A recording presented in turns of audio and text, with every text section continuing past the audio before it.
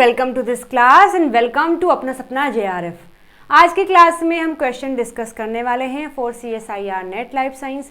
Unit है अपनी 6th यानी कि प्लांट फिजियोलॉजी और पेपर है जून 2023 शिफ्ट 2। सो बेसिकली आज की क्लास में इस पेपर के अंदर इस यूनिट से जो क्वेश्चन आए हैं वो पार्ट बी के हम डिस्कस करने वाले हैं।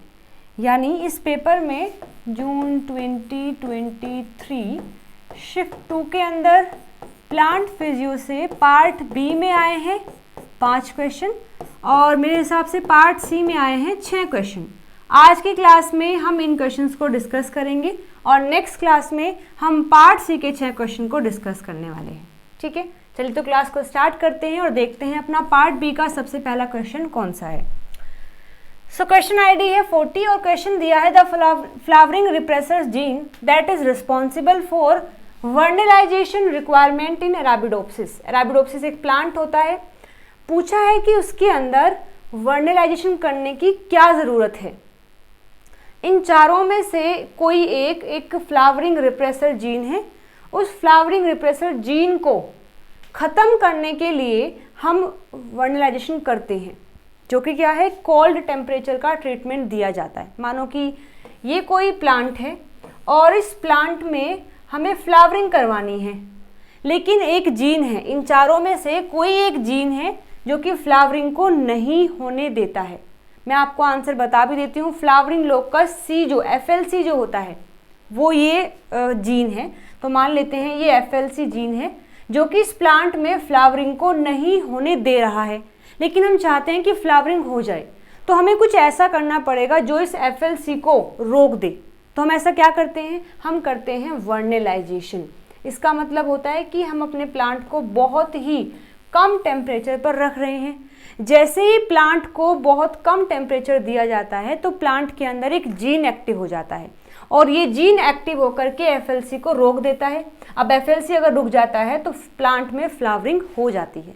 ठीक है, सो क्वेश्चन देखो, the flowering repressor gene that is responsible for the vernalization requirement in Arabidopsis. जो फ्लावरिंग रिप्रेसर जीन है जिसकी वजह से हमें प्लांट में वर्नलाइजेशन करनी पड़ती है, वो जीन कौन सा है, FLC होता है। ठीक है, इसके बारे में थोड़ा सा और जानकारी इकट्ठा कर लेते हैं। ये जो हम कोल्ड टेम्परेचर देते हैं अपने प्लांट को, तो ये कई सारे कामों को रोकता है। जैसे कि ये FLX को रोकता है, FRI को रोकता है और FLC को रोकता है। बेसिकली FLC की फॉर्मेशन में ही ये दोनों जीन हेल्प करते हैं। तो ये जो वर्नलाइजेशन है ये इसको भी रोक देता है, इसको भी रोक देता है और ये भी रुक जाता है। अब FLC क्या करता है, FLC SOC1 जीन को और FT जीन को रोक देता है। ये दोनों जीन ही फ्लावरिंग करवाते हैं, FLC इन दोनों को ही रोक देता है। तो वर्नलाइजेशन होता है, ये आकर के इसको रोकता है, जिस वजह से ये इन दोनों को नहीं रोक पाता है और प्लांट में फ्लावरिंग हो जाती है। ठीक है, जैसे आप यहाँ पर भी देख सकते हैं, जैसे ही अराबिडोप्सिस में वर्नलाइजेशन होता है तो वहाँ पर VIN3 नाम का एक जीन एक्टिव होता है। ये VIN3 FLC को रोक देता है। जब FLC रुक जाता है तो वहाँ पर FT, FD, SOC1 ये तीनों जीन एक्टिव हो जाते हैं और जाकर के फ्लावरिंग करवाते हैं। ठीक है, सो अपना आंसर इस क्वेश्चन के लिए हो जाएगा द 4th आंसर, क्योंकि इन चारों में से फ्लावरिंग रिप्रेसर जीन केवल ये D वाला है। ठीक है जी, सो आंसर अपना D हो जाएगा। चलिए आगे बढ़ते हैं to the next question. Question ID है 41। Which one of the following statements about the phytohormone ABA is correct? इन चारों में से ABA के रिगार्ड में कौन सी बात सही है ये हमें बताना है। ABA क्या होता है, एक प्लांट हार्मोन है जिसका नाम है एब्सिसिक एसिड। तो इन चारों में से कौन सी बात ABA के लिए सही है वो हमें बतानी है। देखिए फर्स्ट में लिखा है high level of ABA predominantly promote the vivipary. Vivipary क्या होता है, विविपेरी का मतलब है, देखो यहाँ प्रिकॉशियस जर्मिनेशन। हमें पता है कि सीड जब अपने प्लांट से डिटैच हो जाता है उसके बाद वो जर्मिनेट करके एक नया प्लांट बनाता है। This is the normal process. लेकिन क्या हो कि सीड अभी भी अपने प्लांट पर ही है और वहीं से जर्मिनेट करना स्टार्ट कर देता है। इसको बोलते हैं विविपेरी। यानी देखो यहाँ पर आप देख सकते हैं एक मेज़ का मैंने डायग्राम लगाया हुआ है। मेज़ में जो सीड है मेज़ के वो अभी भी अपने प्लांट पर ही हैं, लेकिन उन्हें जर्मिनेट करना स्टार्ट कर दिया है। This is called vivipary. और हमने ये भी पढ़ा है कि जो ABA होता है ये सीड के जर्मिनेशन को रोकता है। सीड जो जर्मिनेट करते हैं उनको रोकता है। सो बेसिकली हुआ क्या है कि सीड जर्मिनेट करना स्टार्ट कर गए हैं यहीं पर। कारण ये है कि इनके पास ABA की कमी है। AB क्या करता है, सीड को जर्मिनेट नहीं होने देता है। अब अगर ABA कम हो गया है तो सीड ने जर्मिनेट करना स्टार्ट कर दिया है, और इसी को बोलते हैं विविपेरी। यानी विविपेरी कब होगी, जब सीड के अंदर ABA का अमाउंट कम होता है। अगर ABA का अमाउंट ज़्यादा है सीड के अंदर तो वहाँ पर विविपेरी बिल्कुल भी नहीं होगी। सो अपना फर्स्ट स्टेटमेंट तो गलत हो जाएगा। इसमें लिखा है हाई लेवल है ABA का और फिर भी विविपेरी हुआ है, ये बात गलत है। अगर ABA हाई लेवल में है तो वहाँ विविपेरी प्रोमोट नहीं बल्कि सप्रेस होती है, तो ये बात तो गलत हो जाएगी। ABA beta D glycosyl ester is an active form of ABA। आपने पढ़ा होगा इसके बारे में कि जैसे ही प्लांट के अंदर प्लांट हार्मोन बनते हैं वो अपना काम करते हैं। काम करने के बाद उनको या तो इनएक्टिव कर दिया जाता है या ब्रेक डाउन कर दिया जाता है, क्योंकि मानो ABA को फॉर्म किया गया है कि तुम्हें ये पर्टिकुलर काम करना है। ABA ने अपना काम कर भी दिया है, अब ABA की ज़रूरत नहीं है प्लांट में, तो या तो उसको इनएक्टिव कर दिया जाता है या फिर उसको ब्रेक डाउन कर दिया जाता है। तो अगर प्लांट में ABA का कुछ काम नहीं है तो ABA पर ग्लाइकोसाइल एस्टर को ऐड कर दिया जाता है जिससे कि वो इनएक्टिव हो जाए। अगर ABA से अटैच्ड है बीटा डी ग्लाइकोसाइल एस्टर तो वो उसकी एक्टिव नहीं बल्कि उसकी इनएक्टिव फॉर्म हो जाएगी, तो ये बात भी गलत है। Inactivation of ABA involve its oxidation to phaseic acid, ये बात सही है। अगेन बताया ना इतने सारे तरीके होते हैं ABA को इनएक्टिव करने के, तो यहाँ हमने क्या किया है, ग्लूकोसाइल को ऐड किया है तब इनएक्टिव हो गया है। यहाँ हमने ABA का ऑक्सीडेशन कर दिया है जिससे वो कन्वर्ट हो गया है फेजिक एसिड में, और फेजिक एसिड क्या होती है, इसकी इनएक्टिव फॉर्म होती है। तो यदि हम ABA को इनएक्टिव करना चाहते हैं तो ये तरीका भी हम अपना सकते हैं कि ABA का ऑक्सीडेशन करके उसको फेजिक एसिड में कन्वर्ट कर दिया जाए, तो ये बात सही हो जाएगी। ABA biosynthesis occur entirely in the plastid, ये बात गलत है। ABA की जो बायोसिंथेसिस है वो 2 लोकेशन पर कंप्लीट होती है। स्टार्ट होती है इनफैक्ट प्लास्टिड से ही, लेकिन फिर आगे मूव कर जाती है साइटोसोल में और तब जाके आगे कंप्लीट होता है। तो हम ये नहीं कह सकते कि ABA की बायोसिंथेसिस केवल प्लास्टिड में ही होती है।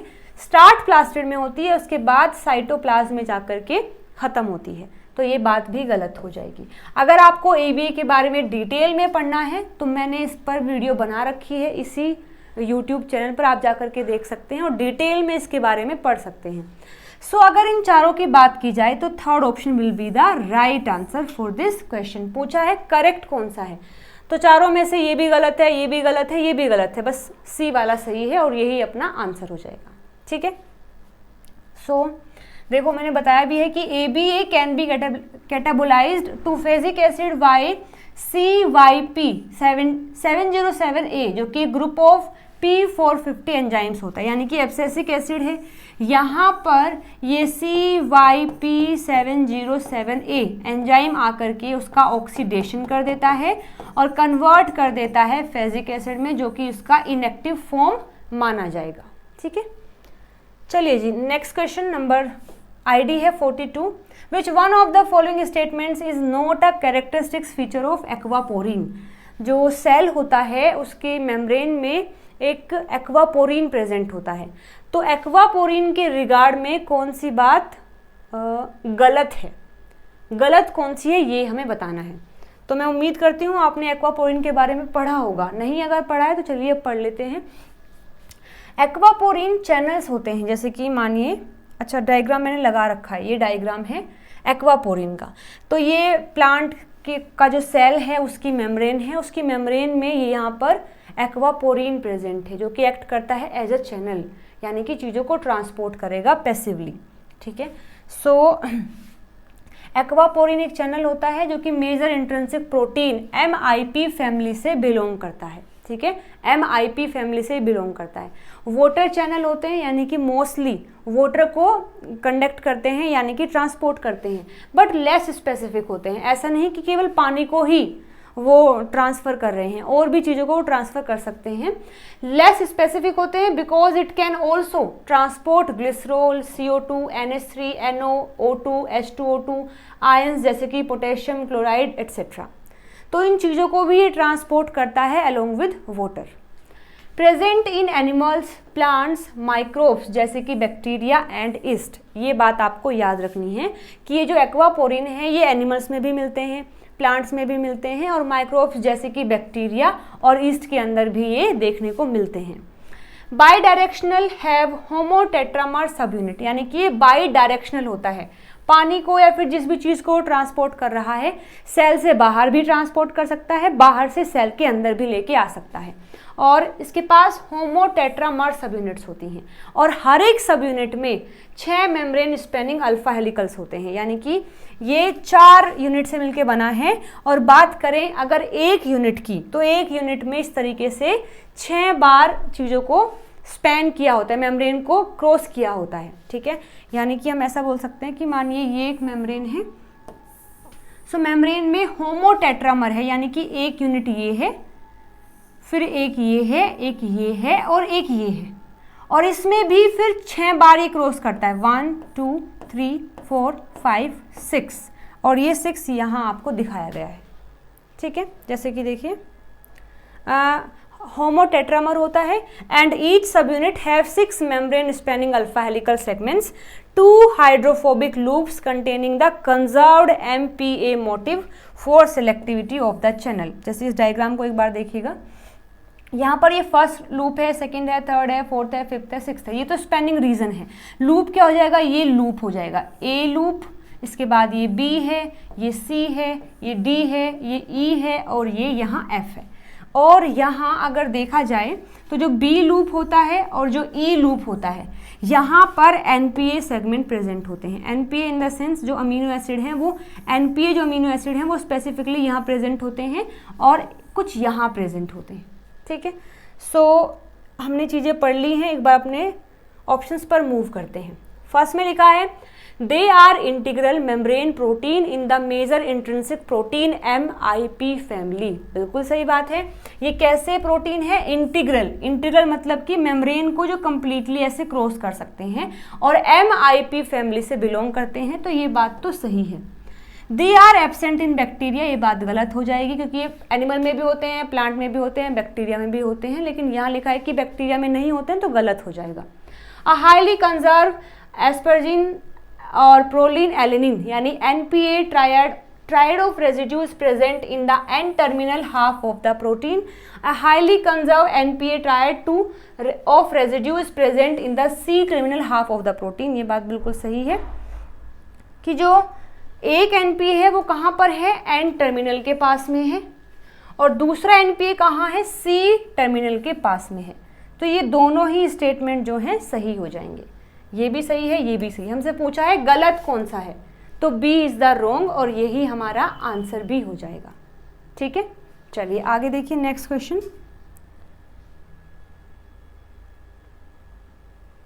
क्वेश्चन आईडी है 43। Which one of the following class of plant secondary metabolites is present specifically in the order Brassicales. जो ब्रेसिकेल्स एक ऑर्डर होता है, ब्रेसिकेल्स ऑर्डर के अंदर जितने भी ऑर्गेनिज्म आते हैं देखने को मिलता है कि उनके अंदर एक तीखी सी स्मेल प्रेजेंट होती है। तो आपसे पूछा है कि इन चारों में से कौन सा सेकेंडरी मेटाबोलाइट्स है जो कि ब्रेसिकेल्स ऑर्डर के मेंबर्स के अंदर मिलता है, तो वो आ जाएगा glucosinolates. So glucosinolates constitute a natural class of organic compound जो कि बना होता है सल्फर प्लस नाइट्रोजन से, ठीक है, और and are derived from the glucose and amino acid. किससे बना है, ग्लूकोज से, अमीनो एसिड से, और उसमें सल्फर और नाइट्रोजन प्रेजेंट होता है। So glucosinolates are biologically active compounds found in the Brassicaceae family of plants including broccoli है, कैबेज है, कॉलीफ्लावर है, रेपसीड है, मस्टर्ड है एंड हॉर्स रेडिश है। ये कुछ मेंबर्स दिए गए हैं ब्रेसिकेसी फैमिली के जो कि ब्रेसिकेल्स ऑर्डर में आते हैं, और इनके अंदर ये कंपाउंड ग्लूकोसिनोलेट्स देखने को मिलता है। ठीक है, तो आंसर अपना यहाँ पर ए हो जाएगा। चलिए आगे to the next question. ID है 44 और लिखा है which one of the following statements related to the photosynthesis is incorrect. इनमें से फोटोसिंथेसिस के रिगार्ड में कौन सी बात गलत है, ये हमसे पूछा है। सो फर्स्ट में लिखा है light reaction takes place in the thylakoid membrane. आपको पता होगा फोटोसिंथेसिस में दो टाइप की प्रोसेस होती हैं, light reaction and dark reaction. Light reaction होती है क्लोरोप्लास्ट का जो थाइलाकोइड होता है उसकी मेम्ब्रेन में, और यहाँ पर जो डार्क रिएक्शन होती है वो क्लोरोप्लास्ट के स्ट्रोमा वाले रीजन में होती है। ठीक है, जैसे इस डायग्राम को देखिएगा, ये पूरा एक क्लोरोप्लास्ट का स्ट्रक्चर दिखाया गया है। यहाँ पर थाइलाकोइड्स है और ये वाला पार्ट है स्ट्रोमा का। सो थाइलाकोइड में होती है लाइट रिएक्शन और तीन चीज़ें फॉर्म होती हैं। O2 फॉर्म होता है लाइट रिएक्शन में, ATP फॉर्म होता है और NADPH फॉर्म होता है। ठीक है, इसके बाद CO2 आती है स्ट्रोमा में, CO2 साथ में ये ATP NADPH ये सब मिलकर के यहाँ कैल्विन साइकिल, जिसको C3 साइकिल या डार्क रिएक्शन भी बोलते हैं, वो होती है, जिससे कि शुगर की फॉर्मेशन होगी। और ये ATP NADPH यहाँ पर इस्तेमाल कर लिए जाते हैं और ADP NADP में कन्वर्ट कर दिए जाते हैं। ठीक है, सो फर्स्ट में लिखा है कि जो लाइट रिएक्शन है वो थाइलाकोइड की मेम्ब्रेन में होती है, बिल्कुल सही बात है। ATP and NADPH are produce in the thylakoid membrane, बिल्कुल सही बात है। Lumen is the enclose interconnected region of the thylakoid membrane, ये बात भी बिल्कुल सही है। अगर आप देखेंगे तो ये एक थाइलाकोइड है, ये दूसरा है, ये तीसरा है, और इनका जो ल्यूमन वाला पार्ट होता है, जो इनर वाला पार्ट होता है, इसको ल्यूमन बोलते हैं, और ये एक दूसरे के इंटरकनेक्टेड रहते हैं। तो ये बात भी बिल्कुल सही है। फोर्थ में लिखा है कि जो NADPH है is produce during the carbon reactions by the enzyme present in the stroma, ये बात बिल्कुल गलत है। जो कार्बन रिएक्शन है, देखो कैल्विन साइकिल को ही C3 साइकिल भी बोलते हैं, इसी को ही डार्क रिएक्शन भी बोलते हैं, इसी को ही रिडक्टिव साइकिल भी बोलते हैं, इसी को ही हम कार्बन साइकिल भी बोलते हैं, इसी में ही कार्बन का फिक्सेशन भी होता है। तो फोर्थ स्टेटमेंट में दिया है कि जो NADPH है वो कार्बन साइकिल की जो रिएक्शन होती है उसके दौरान बनता है, तो ये बात गलत है। अभी हमने पढ़ा है NADPH ATP O2 ये कब बनते हैं, जब लाइट रिएक्शन होती है और थाइलाकोइड मेम्ब्रेन की हेल्प से बनते हैं, ना कि वो स्ट्रोमा में बनेंगे। तो इसके लिए जो एंजाइम होते हैं वो भी यहाँ थाइलाकोइड मेम्ब्रेन से ही एसोसिएट होते हैं, ना कि वो स्ट्रोमा में प्रेजेंट होंगे। लेकिन ये यहाँ लिखा है कि स्ट्रोमा में जो एंजाइम प्रेजेंट है वो बनाते हैं NADPH को, वो भी कार्बन रिएक्शन में, ये बात बिल्कुल गलत हो जाएगी। हमसे पूछा भी क्या है कि गलत कौन सा है, तो फोर्थ वाला गलत है और ये ही अपना आंसर भी हो जाएगा। D will be the answer for this question. ठीक है जी। सो पार्ट बी में जितने भी क्वेश्चन आए थे वो हमने डिस्कस कर लिए हैं। नेक्स्ट क्लास में हम पार्ट सी के क्वेश्चन को डिस्कस करेंगे।